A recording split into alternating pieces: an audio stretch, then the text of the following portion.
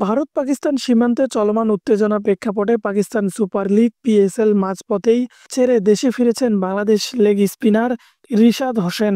পাকিস্তান থেকে দুবাই হয়ে বাংলাদেশে ফেরার পথে তিনি জানিয়েছিলেন, সেখানকার পরিস্থিতি বিদেশি ক্রিকেটারদের মধ্যে আতঙ্কের সৃষ্টি করেছিল। এক সাক্ষাৎকারে রিশাদ বলেন, পিএসএল এ খেলা বিদেশি ক্রিকেটারদের অনেকেই আতঙ্কিত হয়ে পড়েছিল। দুবাইয়ে নামার পর ড্যারিল মিচেল বলেছিলেন এমন পরিস্থিতিতে তিনি আর কখনো পাকিস্তানে আসবেন না।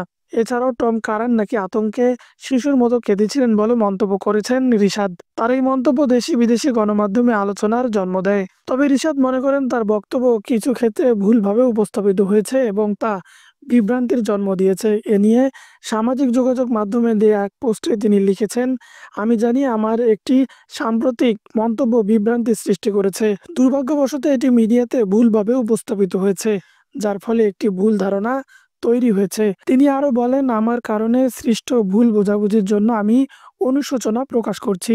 কারণ ও মিচেলের কাছেও নিঃস্বার্থ ক্ষমা চেয়েছি। সতীর্থদের জন্য গভীর শ্রদ্ধা রয়েছে এবং আমি লাহোর কালান্দার্সের ভ্রাতৃত্ববোধকে ধারণ করি, যেখানে সবাই যে কোনো পরিস্থিতিতে একে অপরের পাশে দাঁড়াই। এদিকে ভারত পাকিস্তানের মধ্যে সামরিক যুদ্ধবিরতি ঘোষণার পর আবারও মাঠে গড়াতে পারে স্থগিত হয়ে যাওয়া পিএসএল।